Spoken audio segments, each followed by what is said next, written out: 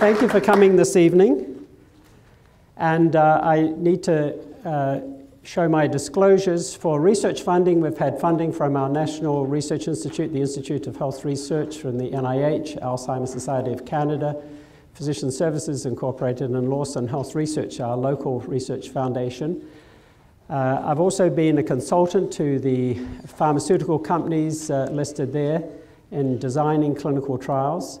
And we've also, our group has received over the last 25 years funding from all of those companies as well as the ones listed on the right-hand side of the screen. So if I'm contaminated, I'm equally contaminated by all of them. There are no favorites there. But we do work for the pharma-sponsored studies with pharmaceutical companies. That's necessary. But we also do a lot of investigator-initiated studies, observational studies as well, funded by the other agencies that we work with. So we're going to use the live polling tonight, and we're going to use an application called Meeting Pulse. So this is a bit of an experiment. This is the first time we've done this, and so it's going to be a bit of a cognitive test for me and my colleague Dana, who's going to be helping with the polling. I will cue you when the poll is ready, and hopefully for those of you who want to participate using your phones or your devices to be able to participate, you can do it. And what we'll do during the course of the evening is estimate where you are on the spectrum of cognitive decline, identify what your risk factors might be for cognitive decline in the future, project where you might be in the future, in particular 20 years out, reflect on what you're doing now to reduce your risk and improve your brain function. And then later on, after we've discussed some of the strategies and risk factors, to consider what additional strategies that you're not doing now that you may want to add. And lastly, to evaluate your interest in cognitive research.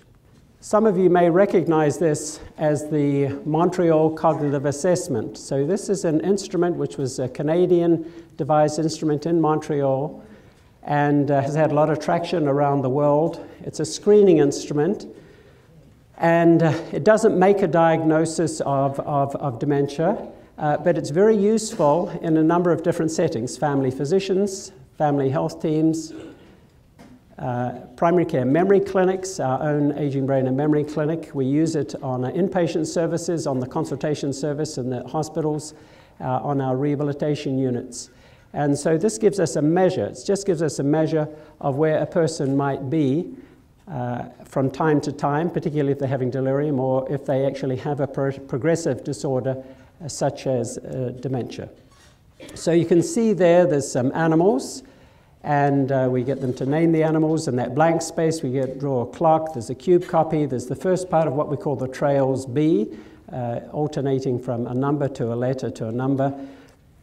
Then there are 5 words across the bottom, and these are 5 words that I will say in the clinic to the person that I'm testing, and then I'm going to ask them to say the words back to me. So the 5 words are face, velvet, church, daisy, red.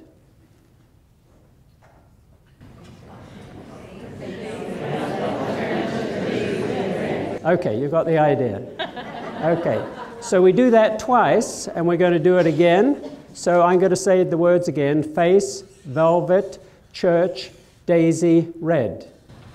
Face, velvet, church, daisy, red. Okay, that's really good. So we're going to just reflect on those, and normally in the clinic I would ask people to remember those words, and then we would go on and do the other components of the test. There are 8 different elements of this test. We would look at tests of attention, tests of language, abstraction. We would ask some words about orientation. We would eventually come back to those 5 words again.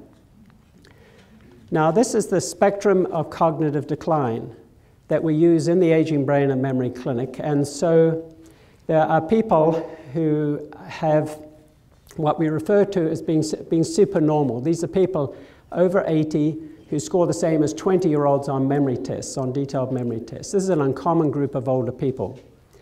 Then there are people in their 50s, 60s, 70s, 80s who have what we regard as normal age-associated loss. memory and cognitive functions start to change in about the 40s in a very subtle way, but then continue after that. Subjective, now those people when they do the mini-mental state, or in particular the Montreal Cognitive Assessment, when they do that particular test, they score better than, or 26 or better on the MoCA test. Now, there are certain caveats about using a cut point on a test. Now, some people may do better on the test than 26, may score up to 30. It depends a bit on the educational level, and some people may score below. But as a general rule, 26 is the cut point that we regard as normal. But a person with a low level of education may not do quite as well. And the other caveat on the test is that the first time that you do the test, a person who's not familiar with it may not do very well, but on a second occasion may do better. So there are some caveats about this test that we have to be cautious about how we interpret them. Certainly doing the test repeatedly over time can be a very valuable exercise and important information on knowing whether a person is improving, staying the same, or getting worse. Now, people who have subjective cognitive decline are people who say that there has been a change in their memory. Their memory has changed. Usually it's their memory. It can be language. It can be another cognitive function, but often it's memory. And the second thing that they've noticed is they're concerned about it. Others around them may not be aware of it, but when they do the MoCA, they score 26 or better. People with mild cognitive impairment are people who clearly have changes in their memory, or maybe language, and they will score less than 26 on the MoCA. Their activities of daily living, their instrumental activities of daily living, are entirely normal. They may be a bit slower at doing things, but their instrumental activities of daily living are entirely normal. So those things like grocery shopping, cooking, yard work, housework, finances, to the extent that a person did those things. Dementia, on the other hand, are people who have cognitive impairment, and on whatever measure you tend to use to measure, particularly the MoCA, but other instruments we use as well. And also, their instrumental activities of daily living, one or more of those instrumental activities of daily living are significantly impaired. Now, to make that judgment, we have to talk to family members to get that information. We usually talk to family members separately to try and determine if that instrumental activity of daily living has changed. And when we see families over time, we will talk to them separately and see whether there's been any change, if there's been impairment on the instrumental activities of daily living. Now, across the bottom, you can see if we looked at people in Canada today, so these are people here 65 and over, 8% have dementia, 17% have mild cognitive impairment, and the other 75% would fall into a normal range. That's 85 and over. 1/3 have dementia, 1/3 have mild cognitive impairment, and 1/3 will be in the normal range. Prodromal dementia is that phase between mild cognitive and dementia. It's the prodrome before we get to dementia, and then dementia can obviously progress to mild, moderate, severe, or advanced. And as it progresses to the right there's increasing dependence in those instrumental activities of daily living. And then eventually, self-care activities of daily living, so dressing, bathing, eating, grooming, those things may become impaired. As well, there may be increasing behavioral changes and psychological symptoms that occur with dementia. Okay, so all together.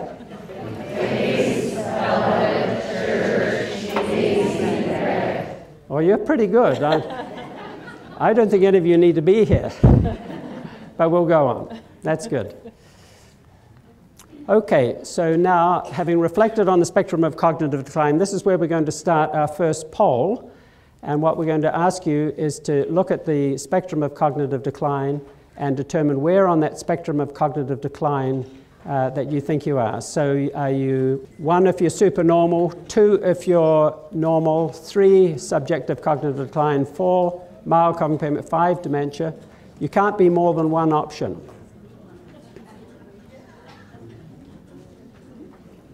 So is anyone still trying to decide where they are? Okay, I think what we'll do is we're going to close the poll. That's very interesting. So most of you in the age-consistent loss, and we have some people who are supernormal. Now, I was looking at the group before, and I didn't think there was anyone here who was over the age of 80. So I didn't think that was going to be possible, but maybe there are.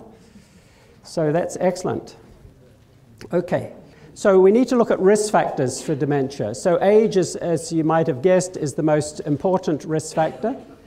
The next risk factor we need to consider is a genetic risk factor, the most common genetic risk factors. There are several, but the most common one we talk about is the ApoE gene, and ApoE comes in 3 alleles, or types, if you like, ApoE2, ApoE3, ApoE4. And you get 1 gene from each of your parents, and if you happen to get 1 or 2 copies of ApoE4, you are at increased risk of developing Alzheimer's disease. And I'll explain later why that might be. Family history is tied into that. There may be other factors as well. Down syndrome is also a risk factor, and I'll also explain why that is later. Now, there are some risk factors that we can change. Inactivity, mild obesity, midlife obesity, high blood pressure, cholesterol, diabetes, smoking, major depressive disorders, low level of education, head injuries. So those are things that we can try and prevent or change. If we look at the cumulative risk, and we just look at risk of age alone, at age 60, the risk of having dementia would be about 1%. At age 90, that risk could be as much as 64%. If we add 1 risk factor, there's a doubling of that risk factor. And if we add 2 risk factors in addition to age, we're adding a further doubling of the risk factors. So now a person with 2 risk factors, and at age 80, they would have a risk of having dementia of about 64% on chance. So given that, thinking about those risk factors, where do you think you might be? So we're going to open your apps again. So we're going to look at the app again. Where on that spectrum of cognitive decline do you think you're going to be? So there's some discussion. Some people are not sure where they're going to be. And what you'll see here, that's interesting, but there has been a shift to the left. So people are thinking they're shifting to the right, moving in that direction of the spectrum of cognitive decline. So I think you've certainly got an idea of what the spectrum of cognitive decline means, and also what your particular risks might be. So now there are ways that we're going to try and reduce those risk factors. So there are 6 non-drug strategies to reduce the risk of cognitive decline. So regular aerobic resistive weight exercises, adherence to a Mediterranean-style diet, and I'm going to speak about each of those in more detail with looking at a little bit of the evidence. Mental stimulation, so finding new and interesting ways to stimulate the brain, to challenge the brain. Socialization, to be socially engaged, not to be isolated. Restorative sleep, so at least 7 or 8 hours of sleep, and it needs to be fitful sleep, and avoid things like sleep apnea. Reduction and cessation of alcohol. Certainly if a person already has some cognitive impairment, we strongly recommend that they reduce alcohol and even consider complete cessation. And there are very available now non-alcohol beers. I understand that there are non-alcohol wines. Some people don't care for them, but they are worth at least looking at if you need to reduce alcohol or even try and stop altogether. And in terms of psychoactive drugs, a common anticholinergic drug that people do use, we certainly see people in the clinic who take Gravol for sleep. Now, Gravol is a strongly anticholinergic agent. It opposes acetylcholine in the brain, and we see people who come in with cognitive impairment, they stop the Gravol, and within 2 or 3 months there's improved cognition. So it's something to think about in terms of looking carefully at the drugs. Recreational drugs, we don't know what's going to happen with marijuana in the future, but that's something where there's obviously going to be some research to look at that. Now, exercise in cross-sectional studies, we know that this improves brain health, it improves heart health, but if we look at longitudinal prospective studies, so these are longer studies of physical activity and prevention of Alzheimer's disease, so these are 9 large studies involving over 20,000 participants over the age of 65 who are free of dementia at the beginning of the study, and there's a definite reduced risk of Alzheimer's disease. And for those of you who are statistically inclined, this would be a fixed effects ratio of 0.61. We have studied exercise in many different ways, but one way I want to share with you tonight is the changes that you might see on a brain image, such as an MRI scan. We do a lot of MRI imaging here in London at the Robots Research Institute and at the Grosvenor site here. We have MRI scanners as well as part of some of the research studies that we do. And with physical exercise, you see greater grey matter. Grey matter is the part of the brain that does the thinking in the brain, and also there's a larger size of the hippocampus. The hippocampus is what we refer to as the memory department. As well, physical activity in people who already have dementia, so they've already got cognitive impairment. There's 18 randomized controlled trials there, and when you push those studies together in what's called a meta-analysis, you get a positive overall effect on cognitive function, particularly with interventions that involve aerobic exercise.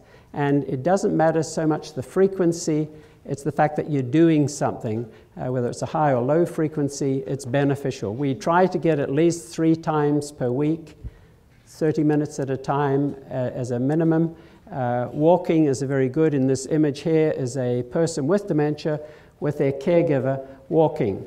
And this is the sort of thing that we want to encourage people to be able to continue to be exercise and to be stimulated and to socialize in this way.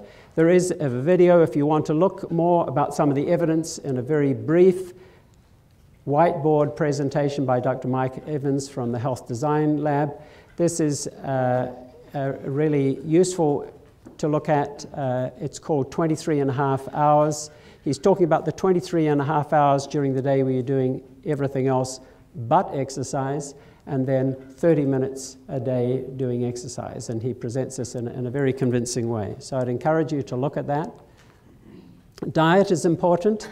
The Mediterranean-style diet it's a pyramid.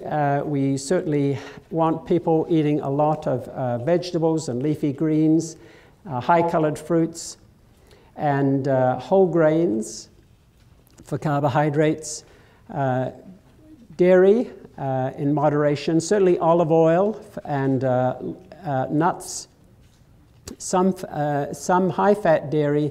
Certainly the fish is an important component of the Mediterranean-style diet. So tuna, salmon, sardines, anchovies, herring. Not everyone likes all of those things, but certainly most people will eat tuna and salmon, and sometimes if they don't even like that, eating fish would be as good as well. This is the Mediterranean-style diet,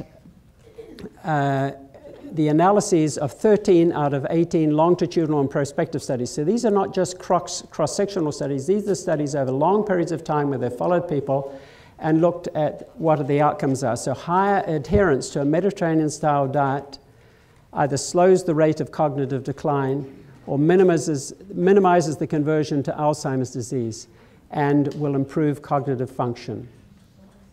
There are future studies that are still going on that we want to get an idea, where can we have the greatest impact on late life cognition? Does the diet have to change in midlife? Does it have to change even earlier? Is it sufficient to start eating a Mediterranean-style diet in later life? What are the important components that provide that neuroprotection? Fish is certainly felt to be an important factor. There was a Swedish study in this analysis which did not show an effect of the Mediterranean-style diet. However, what it did show was increased meat consumption was associated with the increased risk of dementia and a lower brain volume, so the brain was not as large.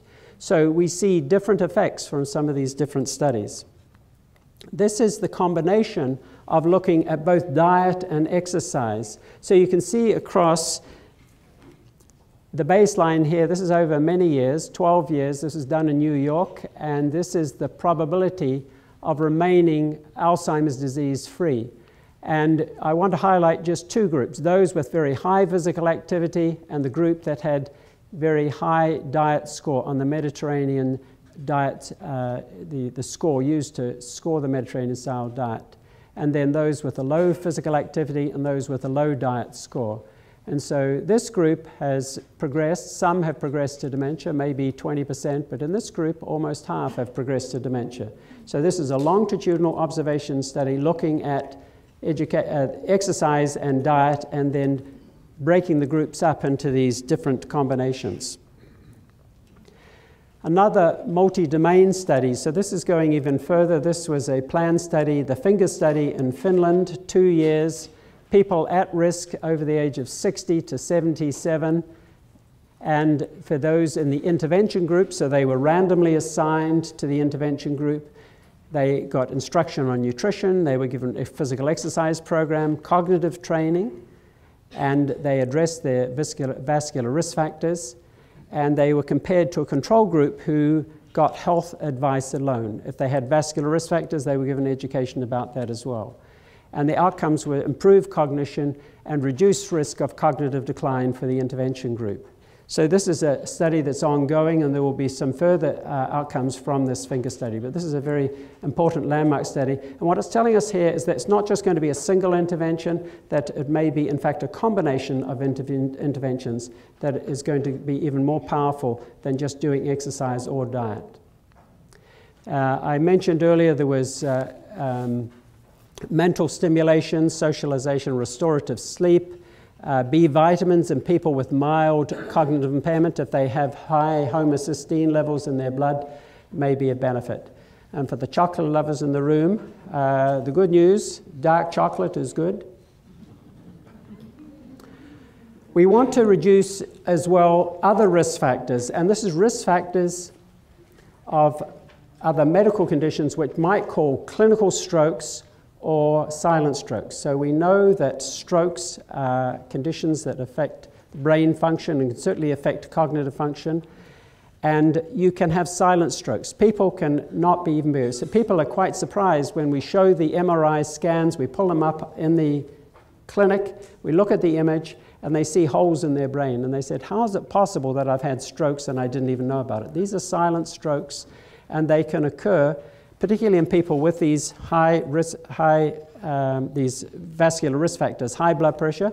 And these are some of the strategies to control the blood pressure, standing blood pressure, using home blood pressure recordings, controlling diabetes with home monitoring, and the hemoglobin A1C, which is the blood test, which is done every 3 months or so to see that the diabetes is well controlled. Managing elevated cholesterol, stopping smoking, and addressing atrial fibrillation. And for some people, coated aspirin may be appropriate as well. So these are the vascular risk factors that people need to address, in addition using the non-drug approaches for reducing the risk of cognitive impairment. So we're going to come to our next poll, and this one gets a little more complex. You're actually allowed, so if you open up your apps again, you're allowed to make a choice of several choices of these different interventions. We'll show those interventions again in a minute. So what are you doing now to reduce your risk? So you may not be doing anything, but some of you will be doing exercise, Mediterranean style diet, restorative sleep, mental stimulation, socialization, alcohol reduction, and if you have any of those vascular risk factors, you may be controlling those. So you can put any of those options in there into your apps. So I think everyone's put those in, and we'll see what people are doing to actually control the risk factors. So I'm glad virtually everyone is doing something, and you can see where it actually falls. This is what people are doing. So it looks like most people are exercising. That's good. If the single most important thing you could be doing is exercise, mental stimulation, and socialization, it also gets a lot of support, along with the Mediterranean style diet, restorative sleep, and control of vascular risk factors. So we'll go on and talk about some of the types of dementia. Alzheimer's, I've mentioned briefly. This is the most common form of dementia. The second most common form of dementia is vascular dementia due to those strokes or silent strokes or a combination of them. And vascular dementia and Alzheimer's disease, particularly in the people in their 80s and 90s, if they have vascular risk factors, often may be combined. So people may have both types of dementia. Some of you may have heard of Lewy body dementia, which is a dementia that often is overlaid on Alzheimer's disease. So it's part of that mixed dementia. So you can have Alzheimer's and vascular dementia as a mixed dementia, but you could have Lewy body in there as well. Sometimes, occasionally, you have Lewy body by itself, and it's characterized by visual hallucinations, Parkinsonism, and fluctuations in levels of consciousness. Restless legs can also be part of that picture. Frontotemporal dementia is much less common. And it tends to occur in people at a younger age, often between the ages of 50 and 70. If we look at Alzheimer's disease, Alzheimer described plaques and tangles. Those were the things that you'll have heard about, and he described that over 100 years ago. And the plaques are those brown patches on the left side of on the right side of the screen. And this is in the cytoplasm, and this is clusters of what we now know to be amyloid protein. And I'll talk a bit more about amyloid protein. We all have amyloid protein in our brain. This is an abnormal aggregation of amyloid protein, which clusters together as misfolded proteins and is deposited in the brain. And people who have the ApoE4 gene, 1 or 2 copies, are much more likely to have this amyloid protein accumulate in their brain. And part of the problem is they don't make more amyloid protein than anyone else. They just don't get rid of it as well as people. Exercise may moderate that. There is some evidence that exercise might actually help reduce that accumulation. After amyloid starts to deposit in the brain over a number of years, the next change that occurs is the tangles, the neurofibrillary tangles, and this is caused by a different type of protein called tau protein, TAU. And this protein is another misfolded protein, and it accumulates in the nerve cells. And you can see on the right there, the nerve cells there look different from the ones on the left, which are normal, and these are altered, and then eventually these nerve cells die. Now, there is a model to actually describe what we think is going on here, and I'll try and work through this. This is timeline in years, cognitively normal, people with mild cognitive, people with dementia. And this is the degree to which the biomarker that we're looking at changes. So amyloid protein I talked about, and it's accumulating in the brain over a period of time, over a number of years. This time may be out here to this point here, maybe as long as 10 or 15 years. The amyloid protein is slowly accumulating in the brain. And what we see is then subsequently the tau proteins are accumulating in the brain and causing injury to the nerve cells and loss of function of the nerve cells.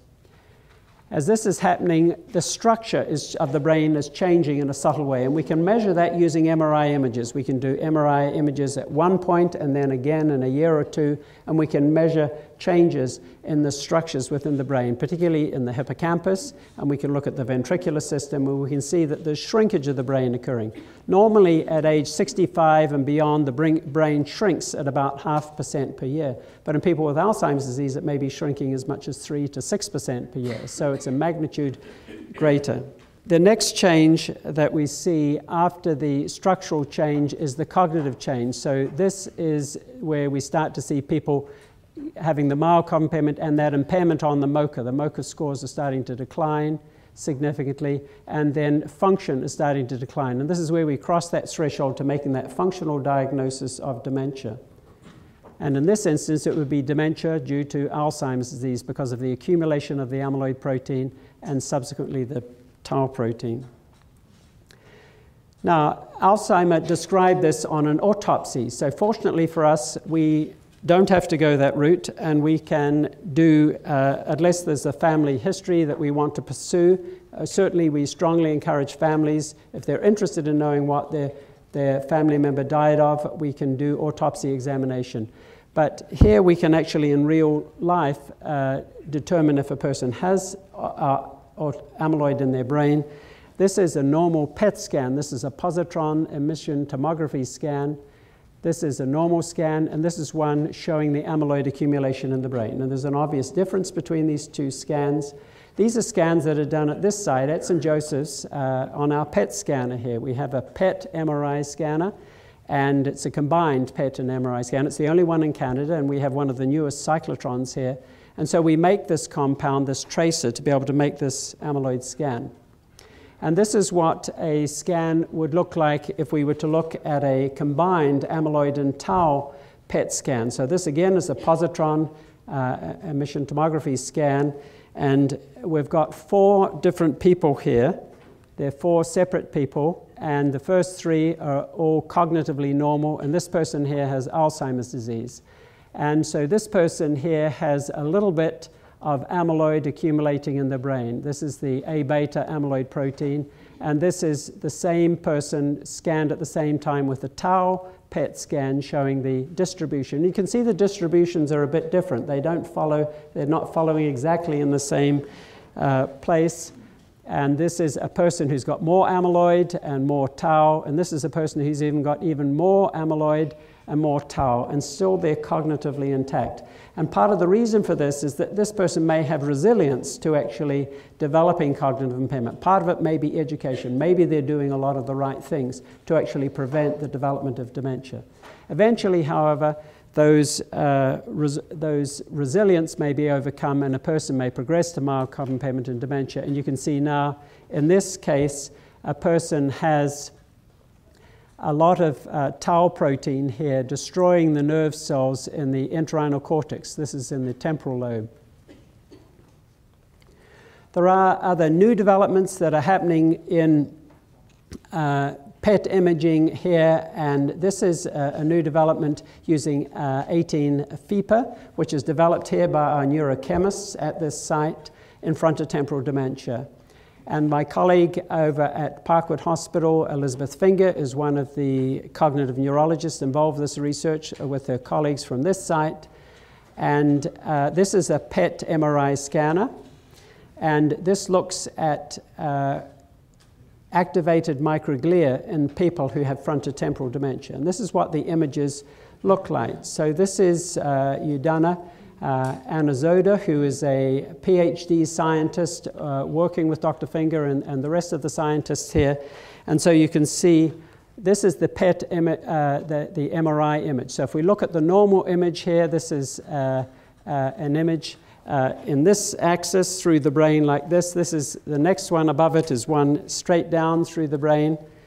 And then you can see in the image in the person with the frontotemporal dementia, the temporal lobes are severely diminished, and there's a lot of shrinkage here. If you compare this brain here with this one here, you can see there's a lot of shrinkage in the brain on the MRI. And then if you look at the FEPA scan, you can see the activated microglia being identified and compared to the control images here and here.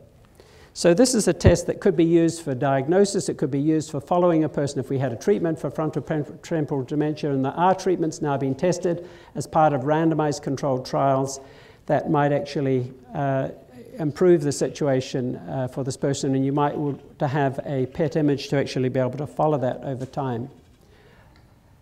There are some treatments for Alzheimer's disease which have been proven through randomized controlled trials over time, and I'm going to talk a little bit about them and then also where we're going in the future with some potentially disease-modifying treatments.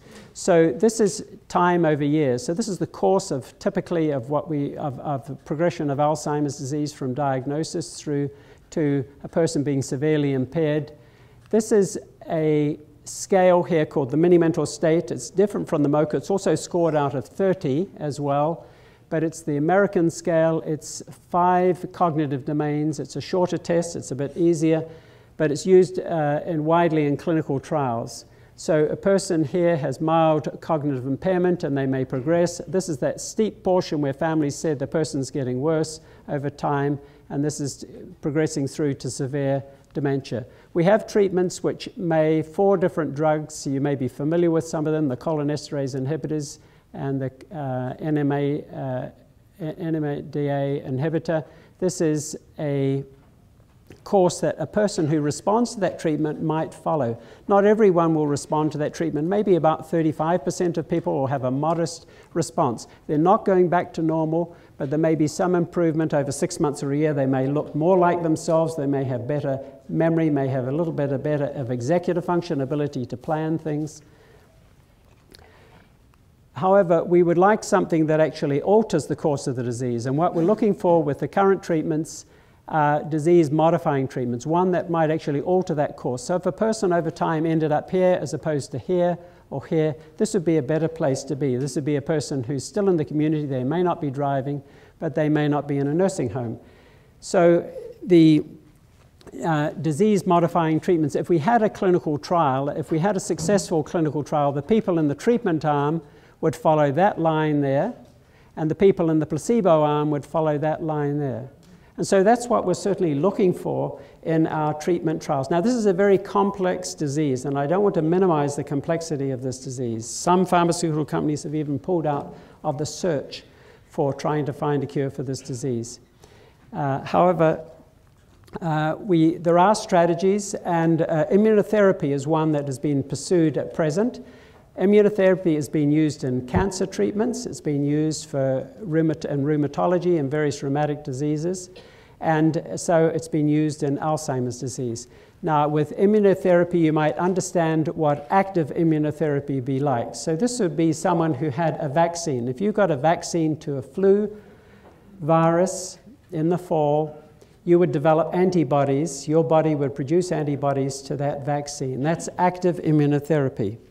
And the immunotherapy, most of the treatment trials that we're pursuing involves passive immunotherapy. So we're going to give people in the trial either medication or the placebo, and the medication would be an antibody to amyloid. We're going to try and remove that amyloid from the brain to stop it from accumulating in the brain and stop it triggering more of that tau protein in the brain. There are also antibody treatments going after the tau protein to try and remove tau from the brain. And this passive immunotherapy is provided either as an antibody intravenously, or we can also give it as an injection under the skin. So this now is using PET scans in clinical trials. So to get into a clinical trial, now you actually have to have a positive PET scan. So the PET scans that I referred to earlier, these can't be ordered clinically. They cost about $5,000 each. They're available as part of a research protocol, and to go into a clinical trial, a person has to have a positive PET scan, because if you're going to try and remove amyloid from the brain, you want to know the amyloid is there. And so you see the sense in that. So some of the earlier trials, when we didn't have amyloid PET scans, and some of the reason they failed is because, in retrospect, when we then looked at some of the ones who actually did have some PET scans later on in the trial, 36% of the people in the treatment arm didn't have amyloid in their brain. So they couldn't possibly, although they had a clinical entity that looked like Alzheimer's disease, they couldn't have positively benefited from the treatment because they didn't have amyloid in their brain to remove it. So this is an advance. So this is something that we've learned from some of those negative trials that we've had. So this is the images here. These are PET scans at baseline and 1 year. So this is PET scans at 2 different time points, and these are the people in the placebo arm. So their scans look similar. But these are people who are on this drug, aducanumab, which is probably one of the leading drugs being developed in a phase 1 trial now being tested in a phase 3 trial, so we're waiting for the results of that. 3 milligrams, 6 milligrams, 10 milligrams per kilogram body weight is the dose given every month over a period of a year. And so you can see that the people that are on the treatment, there's less amyloid in their brain. And so this is another one. This is a complex side. I'm just going to explain it because this is the way they sort of analyze the data from the study. So this is time in weeks. So this is out to 54 weeks here. And this is the change from baseline. So everyone starts, it's adjusted to starting at the same baseline. And during the course of 26 weeks out to this point here, some people are on the treatment, some people are on the placebo. So if we look at the placebo arm, this is the placebo arm, the gray arm here, And as we get up this scale, this is the baseline in terms of the clinical dementia rating scale. This is a measure of cognitive function and functional ability. It's a combined score, but it's a very robust measure that we use in clinical trials, and we can see that the score is actually increasing for the people on the placebo, but you can see with increasing doses of the medication that the score is actually coming down. Now, why doesn't it start immediately? Because it's a disease-modifying treatment. It takes a while to work. So you can start to see that at this level, we're starting to see a decline in the score from this point here at 6 months out to a year. This is a very important finding because this is the first time in a phase 1 trial we've actually seen an effect of the drug. We don't look for effect in phase 1 trials. We look for safety. We look for safety. So they found it was safe, but as well they saw that there was a dose effect, which is actually a very compelling finding for this particular compound. It's an exciting finding. We are doing other trials, and we're moving from the right, where we were doing a lot of trial in mild to moderate dementia, and the learnings we got from those trials are that this is almost too late to be doing the trials. And so a lot of the trials are moving into mild cognitive impairment. We have one particular project. It's a small project and it's a study involving jazzercise, postmenopausal women doing jazzercise as an exercise intervention, learning new exercise, and also socializing, so they're getting the mental stimulation, socialization, and learning while they're doing the exercise. And we're doing imaging with this study. So this is something that we're excited to see the outcome of this particular project. These two trials here are in people who are normal. So these are people who have one generation 2 is just one copy of E4, and generation is 2 copies of E4. So people who are 60 to 74 who have 1 or 2 copies of these genes can participate in these trials. Now, people won't know that, but they may have a strong family history, and if they have a strong family history of Alzheimer's disease, if they in that age group, they may want to inquire, would it be worthwhile doing this trial, because you would find out what your genotype is, and then you would get a PET scan, and if the PET scan was positive, you could participate in the trial. You could be randomized to be in the treatment, getting intravenous antibody every month for 3 years, and then continued treatment as part of an open label phase of the trial. So we're going to come to another poll. This is the second last poll, and what we want you to do is to reflect on everything that you're doing now, everything that you've learned, to see if there's anything that you would like to add to or improve to your current regimen. So you can choose here, so you want to open your apps and choose, are any of these things you want to add to your current regimen. So it's interesting, everyone feels that there's something else that they may want to do. And again, Mediterranean style diet, restorative sleep, exercise. So that's important. One of the last things I want to talk about is why would people even want to go into a randomized controlled trial? You're randomized to be in the placebo arm, nothing, versus treatment.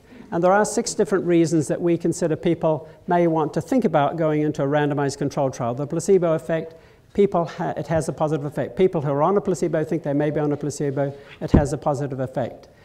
During the course of the study, you get close medical monitoring. You'll be seen monthly by the coordinator, and usually every 3 months by the investigator, or at any other time that there's any blood work abnormalities, that's sent to your family doctor. Even if it's nothing to do with the clinical trial, your family doctor will get a report.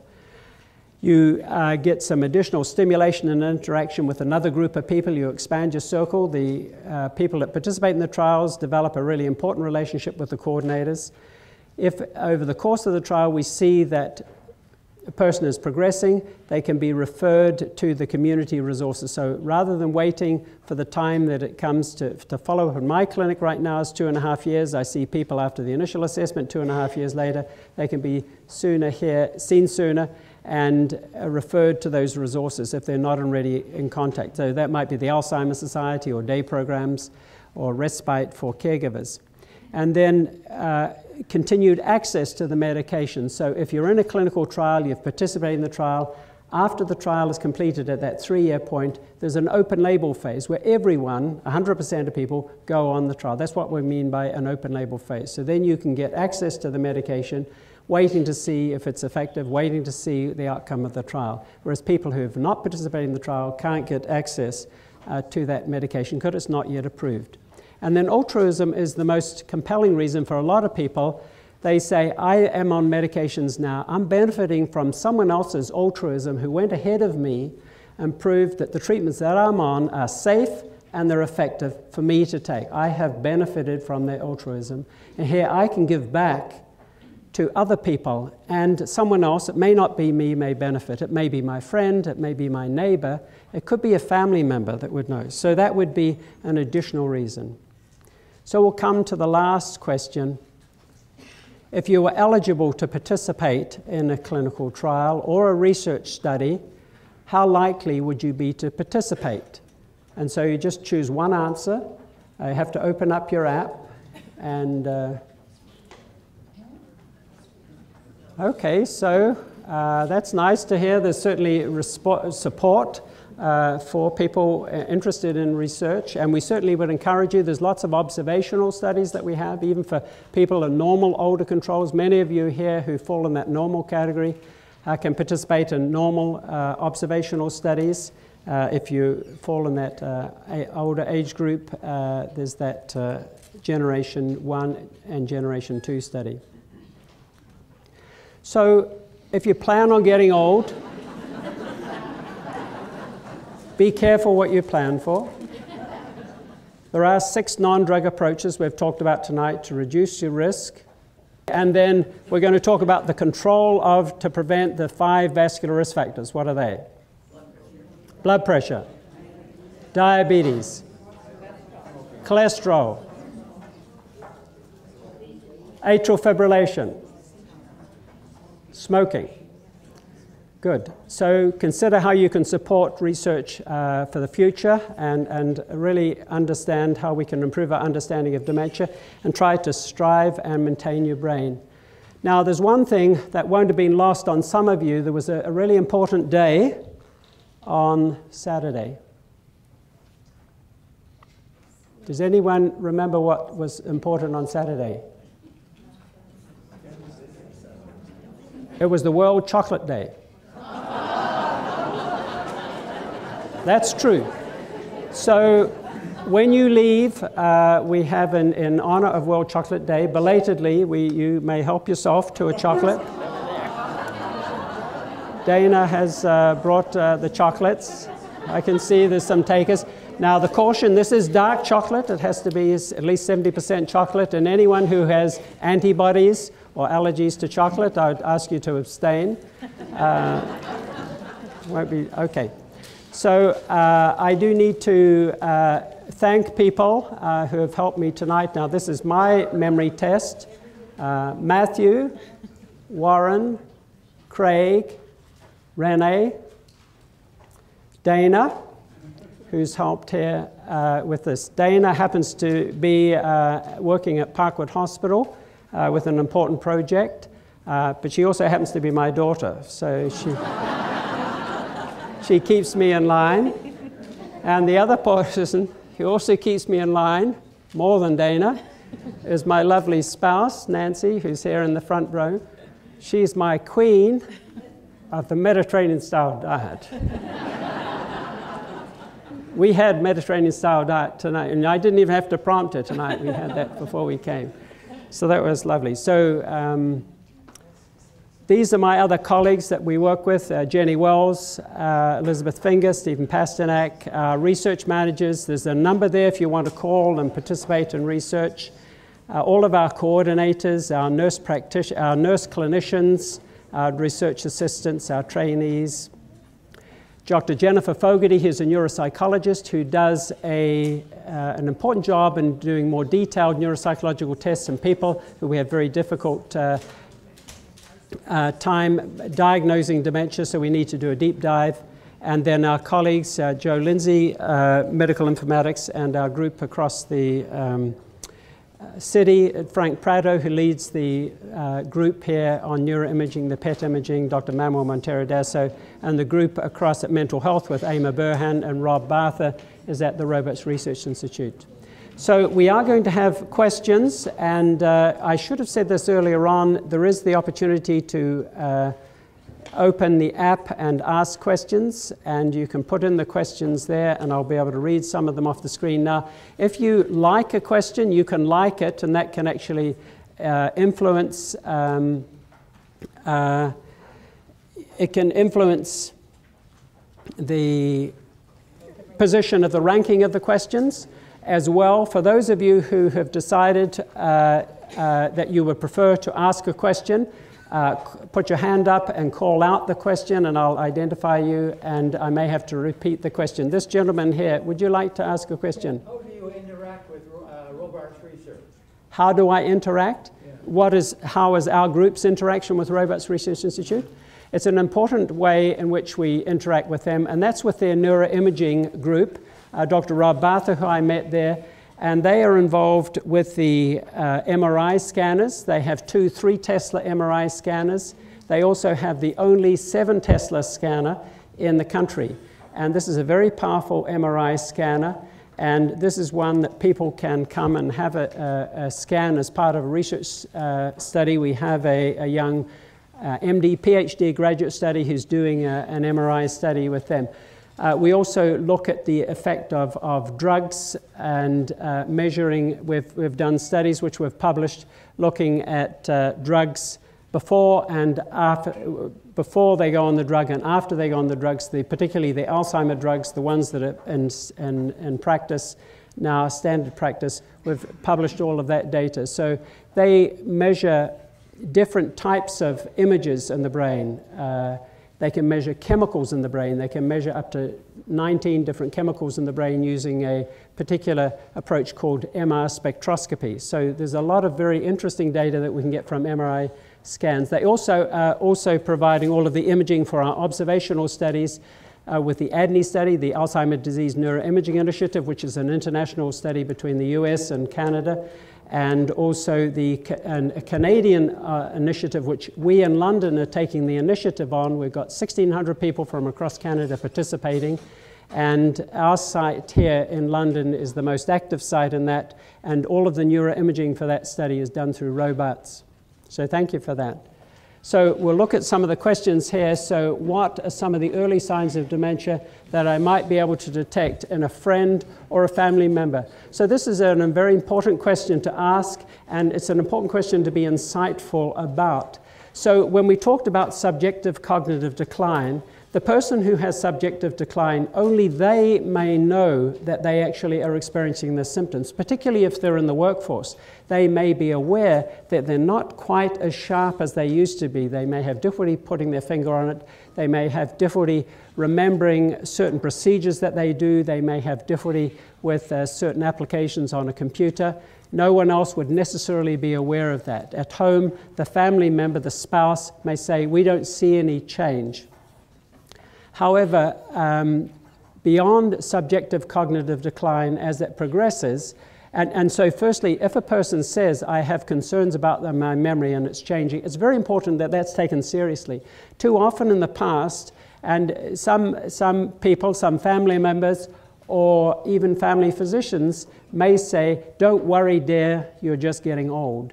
And that's not an acceptable explanation. It does need to be taken seriously. So you need to make the observations and record it. And if you start to see changes in memory, so conversations being repeated. So if you have a conversation with someone and then they discuss the conversation again, and you say, "Well, we just talked about that yesterday." So, or we talked about that last week and they've forgotten that conversation. The frequency with which, or the interval of memory loss decreases. So sometimes it'll get to a point where in a telephone conversation, you may actually have them repeating the same information twice in the same telephone conversation. That's a very important concern. So I've highlighted memory there as one early sign. There are other signs, and with the Alzheimer's Society, you can go onto their website and they have all of the different signs, early signs that you can look at. So that's a resource you can look at.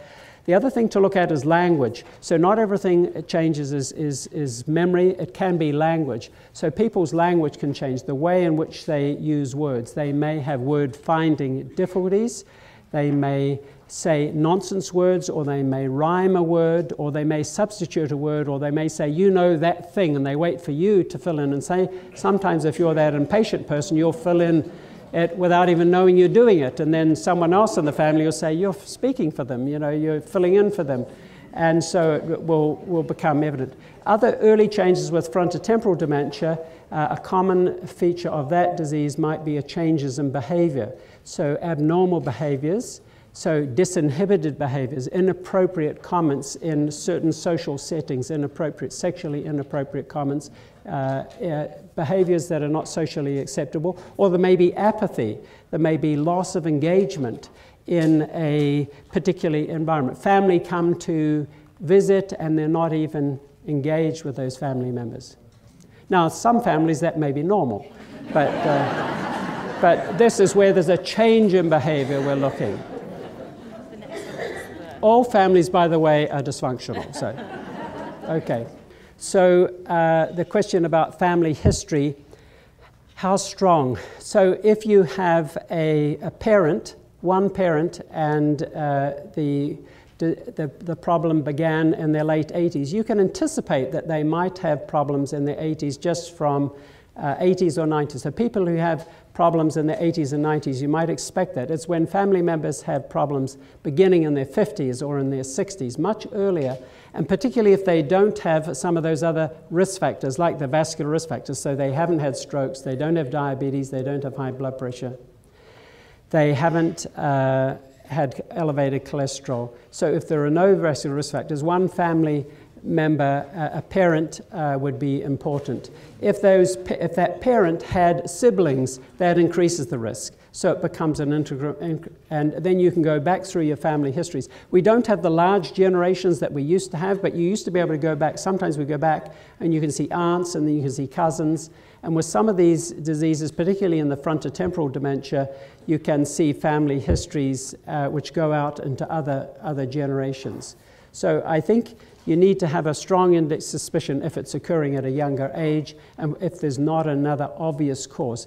One thing we talked about, head injuries. So people who have had recurrent head injuries, we're hearing more about this traumatic encephalopathy, chronic traumatic encephalopathy, people with sports injuries. That is a head injury is a concern. The other thing that we haven't heard about a lot and hasn't turned up is there's the question there, the association with head injury. So I mentioned there the chronic brain encephalopathy. This is the people who have had recurrent head injuries. So if you take a soccer team, and that's particularly topical this week, you see those people out there heading the balls. The people that head the balls frequently have a higher likelihood of developing dementia later in life. So this is recurrent head injuries to the ball. We know that. We certainly see that in football players and in hockey players who have had head injuries. So it's a bad thing to actually have head injury. And if a young person has had injuries and had one or two head injuries, you need to seriously have the conversation with them. Do they really want to continue that sport? Is it really important that they continue to do that? Because further head injuries, the next time they had a head injury, often it's only a fairly minor head injury, but they get major symptoms. And then eventually you will start to see the cognitive decline. So I think there is a very definite connection with head injury. The other one that I think is not spoken about is abuse. Different types of abuse, childhood abuse, sexual abuse. This is something that we're only just starting to become aware of, but people who have been abused as children, they have smaller hippocampi, smaller memory departments than people who haven't suffered from disease. And this is on MRI images. So we need to pay more attention to that. Often with abuse, people don't talk about it. Sometimes we don't even hear about abuse until they come to the clinic and they're starting to develop dementia and they're starting to become a bit disinhibited, and they're now willing to talk about the thing that they could never talk about in their 40s and 50s. They've never revealed it. I've had a spouse in a clinic reveal to me that she was abused before her marriage by another family member, and never discussed this with her husband. And that was a very poignant moment for her. We discussed it eventually with her. She wanted to discuss it with her husband. But sometimes this won't even come out until later on. There are some other questions here. Okay, so best practices for mental stimulation. I think this is something that is an evolving field. There are some interesting researchers that are looking at this, and I think one can look at the finger study, look at the different types of the mental stimulation. Watching television is not considered being mental stimulation. It's not an excuse to sit there for Saturday afternoon. It's new and interesting. So Sylvie Billville, who is one of our researchers as part of the Canadian Collaboration on Neurodegeneration and Aging, is looking at different types of mental stimulation. And she's looking at studies where she has people randomized to either learning another language, they can't speak it already, but they learn Spanish, or they will learn a musical instrument. They'll learn how to play the piano. And so this is a type of mental stimulation that she's exploring. There's another, Nicole Anderson is also participating in that. She's at the Baycrest. She's another one of the 400 odd, they're not odd, but they're 400 plus researchers across the country who are looking at dementia research. But she is at the Baycrest Center, and she's looking at mental stimulation as an intervention. So they're actually evaluating this. How much mental stimulation, what type of mental stimulation, are some of the questions that we actually have to try and sort out. How long? Some of the mental stimulation is through computer games, computer tests.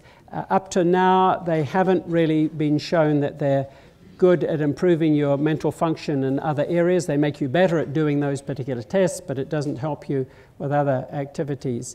But I think this is a new and innovative area that we're continuing to explore. So I think read the literature and see what starts to come out. The important thing is it shouldn't be frustrating, and it should be new and innovating, because what you're trying to do is to get nerve cells that are not talking to each other. And if you think about the billions of nerve cells that you still have in your brain, and if you look at one nerve cell, on that nerve cell there will be up to 2,000 synapses. What you're trying to do is to get some of those nerve cells to build new connections, new synapses, in a new and interesting way to build in some of the resilience. So this is building on neuroplasticity, and even as we get older we can continue to do that. We certainly see that in the rehabilitation and people that come to rehab at Parkwood, say people who've had stroke and they rehabilitate. Part of this is building on that neuroplasticity, and this is what we believe is important in people who have neurodegenerative diseases, to try and alter the course of the disease. It said here, is it possible to reduce amyloid and tau in the brain without using medications? It's conceivable, and I think one of the things that we want to be able to do is, now that we have neuroimaging and PET scans, I think there will be research that will look and try and answer some of these questions. So the PET amyloid imaging we've only had since 2004. The tau imaging we've only had since 2014. And we don't know yet which is more important. Is it more important to reduce the amount of amyloid, or is it more important to reduce that tau protein neurodegeneration that's occurring and killing the nerve cells? So would a strategy like exercise actually reduce those things? So if you had a longitudinal study and could do PET scans at the beginning and at the end, and have two groups, compare those who do exercise on a regular basis and the other group that do stretching and toning, is there a difference in the amount of amyloid that accumulates in the brain over a year or 2 years? Is there a difference in the tau accumulation? These are some of the questions that we could ask. So I think we could certainly explore what is the role of exercise, what is the role of other non-drug approaches. So we do have some, those would be just an example of some of the tools that we could have. Is there research exploring the relationship between dementia and a plant-based vegan diet? There certainly would be research there. We're not involved with it right now, but I think these are important questions to be asking. One thing we need to be doing is moving towards plant-based diets. I think that's what the Mediterranean-style diet and other diets. I've chosen to present Mediterranean-style diet information here, but there are other diets being explored. They don't have the numbers yet, But we do need to be moving towards plant-based diets, not just because of dementia. We need to do that for the survival of our planet. We have to move away from meat as a source of protein and engage other vegetable sources of protein. So I think these are things that will be being explored, but I can't speak specifically to that.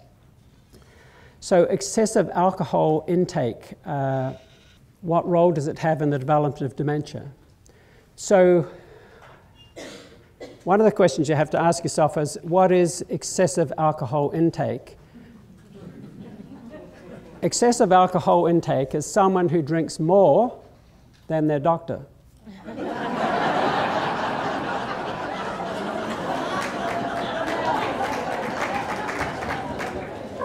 Now, I don't drink too much. My daughter can vouch for that. But I think you're not usually going to ask your doctor how much they drink. But I think there are important studies. Alcohol, even, you know, that Mediterranean style diet, there used to be a bottle of wine on that slide, and we've taken it out.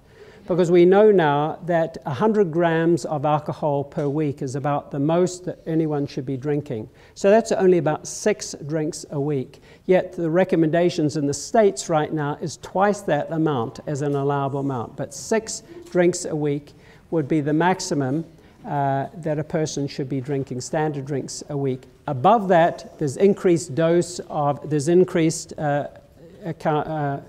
death is much more likely. There's a higher occurrence of death or higher probability of death. But alcohol-related dementia is something that is grossly underestimated. I think that's something that we really don't have a really good handle on. And when we see people in the clinic who are doing any amount of drinking and they have cognitive impairment, we say, there's a choice here. You've had a good trot. You've been drinking for a while, and this is a trade-off between maintaining your brain, maintaining your independence, maintaining your opportunity to be engaged in the community, or progressive dementia and ending up in a long-term care home or worse. And most people are persuaded by that because they want to hold on to their independence. That's what they're really striving for, and they will listen to that. And most of them will say, you know, I don't really enjoy it. It's just a habit. My wife and I sit down and we have a drink together, and it's something we've always done. It doesn't have to be alcohol. And in this hot weather, drinking a non-alcohol beer is nice. Why do you suspect there is an increased concentration of microglia? So this is an important question. I'm not involved with this research directly, but we do know that within dementia there are inflammatory processes, whether it's with Alzheimer's disease or whether it's in frontotemporal dementia. And what these test, the FEPA, is actually getting in the activation of microglia. It's part of the underlying disease process. Why that inflammatory process is occurring, we don't entirely know. But I think it's important that we can actually measure it. There were some longitudinal studies of anti-inflammatory medications looking at people who are on anti-inflammatory medications for rheumatoid arthritis, and people who are on long-term anti-inflammatory medications like the non-steroidal anti-inflammatories. They had less risk of developing dementia, less risk of Alzheimer's disease. So inflammation is part of this. So when I have talked to you about amyloid and tau protein, this is not the whole answer, and this in a sense is a simplified way of looking at this. It is a very complex disease. There are inflammatory processes going on. There's a lot there that we still need to understand. And each time we do these clinical trials, even if it's a negative trials, the analysis of that data helps us better understand what is the underlying model.